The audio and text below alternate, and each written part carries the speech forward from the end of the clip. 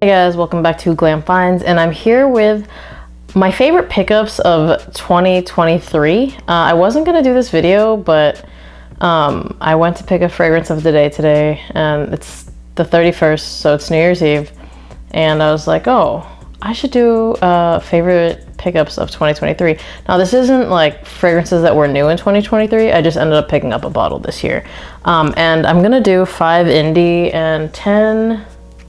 Well, technically it's 5 indie, 9 designer, and 1 that I would consider niche. A lot of these are not very new, but I just picked them up this year. I think maybe 1 of them is a 2023 release. All of the indie are 2023. Well, 4 of the 5 indies are 2023 releases.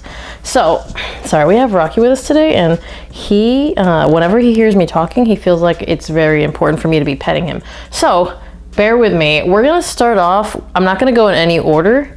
So maybe I'll do 1 indie, 2 designer, something like that, because I don't want it to be like indie and then designer. Anywho, now I'm just rambling. Let's do 1 that I've reviewed, because a lot of these I haven't reviewed. The indie I've reviewed, so that makes it easier, but from the house of John Varvatos, it's John Varvatos x Nick Jonas Crimson. Now, I'm pretty sure this is the review I did the most recently. It is a cheapie. It has just a little bit of freshness. It has coffee. It has booziness. But all in all, it is sexy and is a killer compliment getter. Because there's 15 fragrances, I'm not going to talk much about it.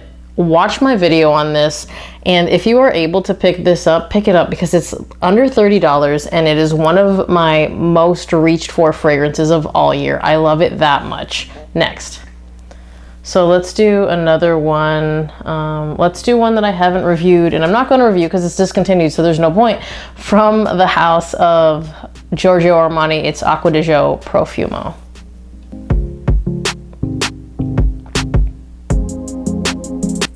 Now, you could pretty much pick up anything from the Acqua di Gio line and it'll be a people pleaser, but I went to my local luxury beauty store, which is where I find things that I'm going to do a completely separate video. I find things, and typically if I find them there, they end up getting discontinued. So I need to start remembering to buy everything I find there. But even if they're not discontinued, they have like some really good steals, and I got a really good deal on this because this was already discontinued when I went there. But that Acqua di Gio aquatic DNA with a little bit of incense, honestly, it's just such an easy wear for any time of year. And again, it's a compliment getter. To be honest, almost everything on this list is a compliment getter. Maybe 1 of them a little bit less. That's the niche one. Next. All right, let's do an indie. This is from one of the last creations, actually, from the late E.J. Wells, from the house of Happyland. It's Happyland Haymaker.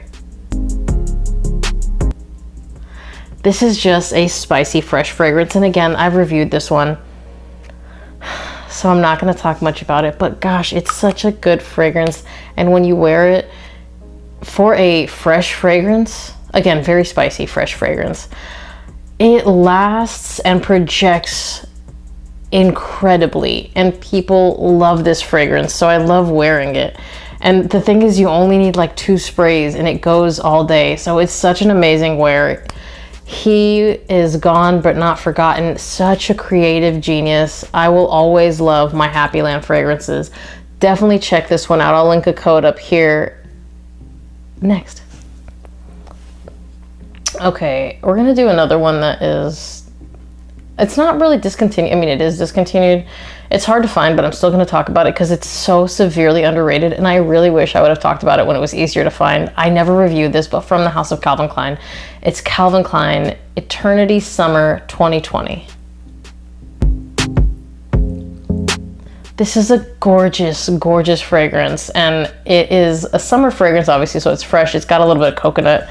Actually, I'm going to spray it. And it's really funny, but I have probably like 5 or 6 from the Eternity line. This is my absolute favorite flanker, and I'm currently searching for backup bottles. It has started to go up in price, obviously, and it's a lot harder to find.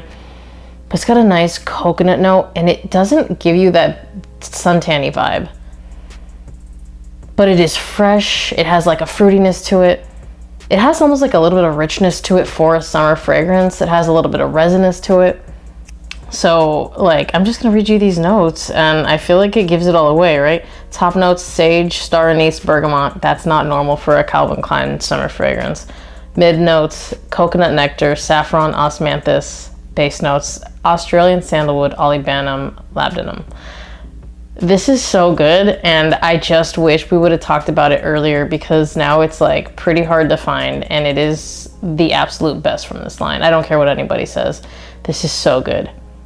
It's just like a nice, rich summer fragrance, but you could wear it all year round. It's just a really good one, and I'm telling you, I get compliments every time I wear it, and it actually really lasts. Next. So this one, it's not discontinued yet, but I can promise you it's going to be. I'm going to put a video on stuff that I think is going to get discontinued from the House of Prada. It's Prada Luna Rossa, the original. Obviously, it's a Luna Rossa fragrance. You got that lavender, mint.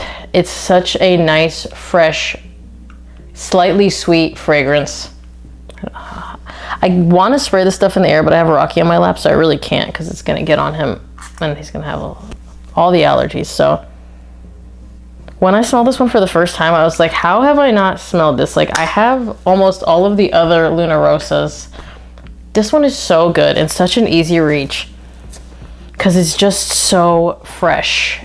I feel like if you haven't tried it, try it, and probably pick up a bottle, because this Luna Rossa line, it just doesn't seem to be going in the best direction. Pradas are getting harder and harder to find. So if you find it, I got this one for under $100 for 5 ounces. So I immediately picked it up. Next. All right, let's do indie again. I'm not going to talk about this one because I've talked about this one so much this year. From the house of Genre Parfums, it's Genre Son of a Beach. Another one with a really minty opening, but this is one of my most complimented fragrances of this entire year. It smells so good, and it's so insanely strong. The potency of this is like to where I would have to spray it outside before I came back in, let it kind of settle a little bit, because it is really strong. And if it gets on your clothes, it's going to stay on them. Like, you got to wash it out a couple times, but it is such a highly complimented unisex fragrance. You are hard pressed to find someone who doesn't like this one. Again, strong mint note in the opening. It's got some fruitiness, some woodiness, a little bit of florals, but this guy is just, it's a real beast. This one, if you haven't tried, definitely try it. You're gonna be hard pressed again to find someone who doesn't like it. It's such a complimented fragrance. Next. This is like not super exciting, from the House of Yves Saint Laurent. It's Y EDT. This is the new version, the one that really performs, and every time I wear it I get incredible performance, but every time I wear it somebody compliments me. And the cool thing about this one is I will get compliments from regular people, which most designers do, but I also get compliments from frag heads, which not all designers get compliments from frag heads. So it's been like really good for that, and it actually has surprised frag heads when they're like, oh, you smell good, what are you wearing? No one expects me to say Y EDT. So I've already done the review on that, and this video is running longer than I'd like. Next. All right, so pick up when I went to the Paris duty free from the House of Dior. It's a Dior Homme Parfum. Not much to say about this other than if you are able to go to any duty free, this was 114 pounds, and when I was there, the pound and the dollar were around the same price, so you're not gonna get it for too much cheaper than that. You're not gonna get it for cheaper than that at all anywhere in the States. But I love it so much more than I like Dior Homme Intense, because that one was a whatever to me. It is great. It's got that like a really smooth leather. It's got that beautiful iris. It is such a sexy, rich fragrance. Anytime I'm dressed up a little, I like to wear this. If you like a lipsticky iris, obviously that makes it unisex, which, you know, I don't know that everyone wants something that has that lipsticky iris feel, but if you do like that lipsticky iris, this is such a gorgeous fragrance. Next. All right, back to indie. I already did the video on this, so I'm gonna not talk too much about it. From the House of Hes Parfums, it's Hes Parfums Blue Dog. I've mentioned this before. This is my favorite from his house because it transitions all over. Like, you go inside, it smells different than when you go outside, to where I didn't even remember, like, that I didn't even realize that it was my fragrance that I was smelling. And it's a sweet fragrance, so it has a little bit of freshness, but I wouldn't even call this a freshie because it comes off pretty sweet off my skin. I love, love, love this fragrance. And if you were gonna pull one fragrance from the House of Parfums, which in my opinion you could wear year round, I would say try Blue Dog. At the very least, sample Blue Dog because it's a really good fragrance. Next.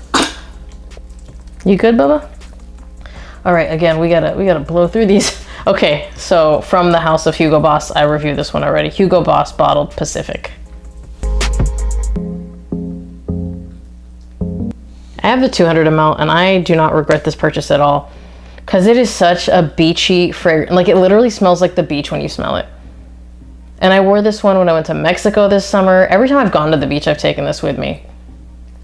It's so good, and it's definitely limited edition, so if you find this, honestly, designers, when I find them at a discount, I just buy it.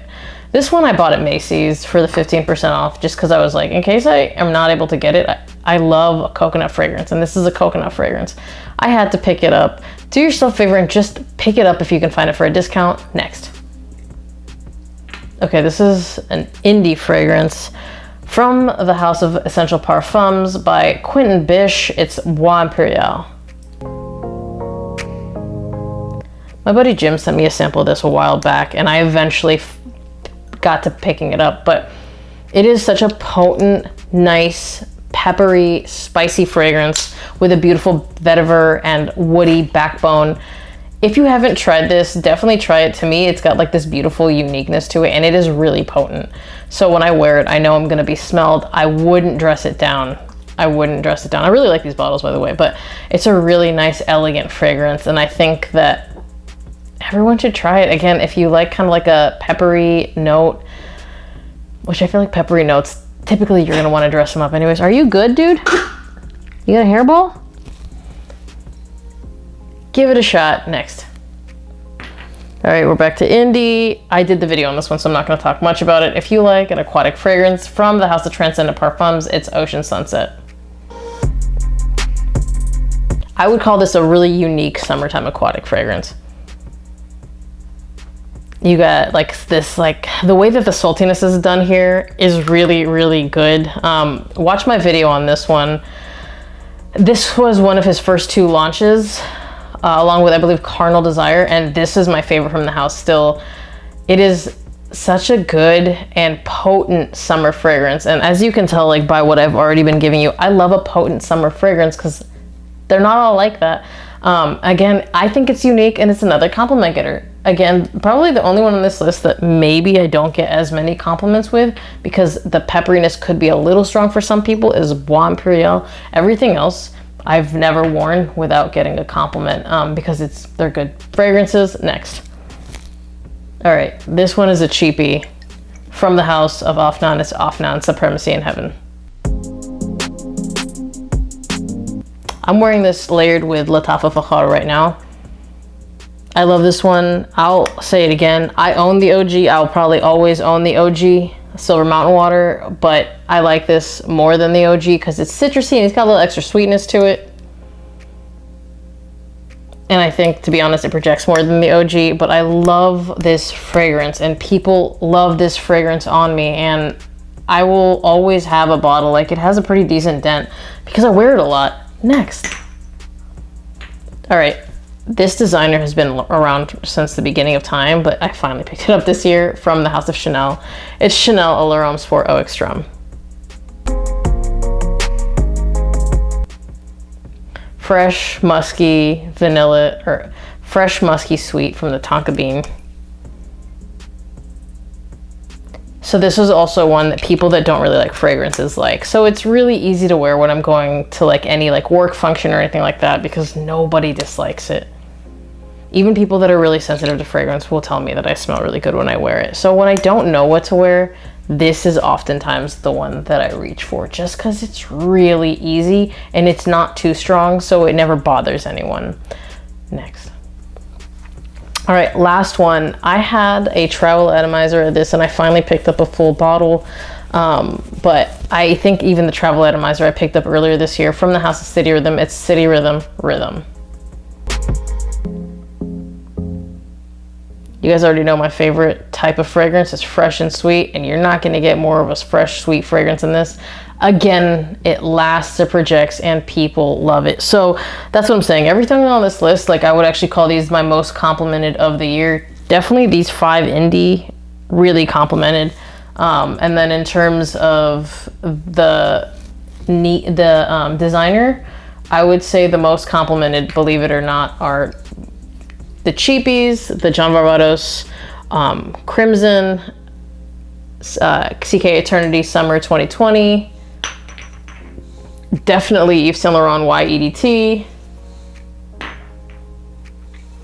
Oloroum Sport Eau Extreme. I mean, it's almost all of them.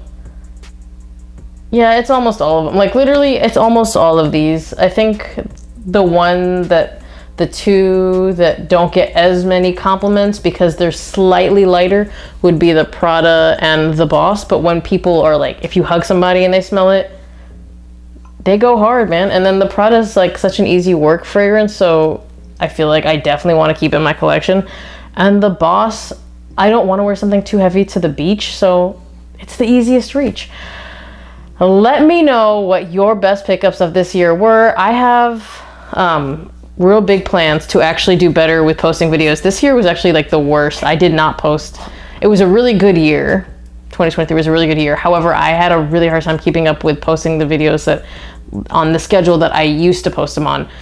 My resolution is to post videos on a schedule and do a much, much better job. January might be a little bit of a tougher month, but other than that, I am planning on sticking to a schedule, reviewing as much as I can, and actually catching up with the fragrances I bought and never reviewed. I hope you guys all have a happy new year, and thank you for watching. Remember to like this video if you liked it, be subscribed to my channel, hit that notification bell to get notified when I drop another video, and I will see you guys on the next one. Bye!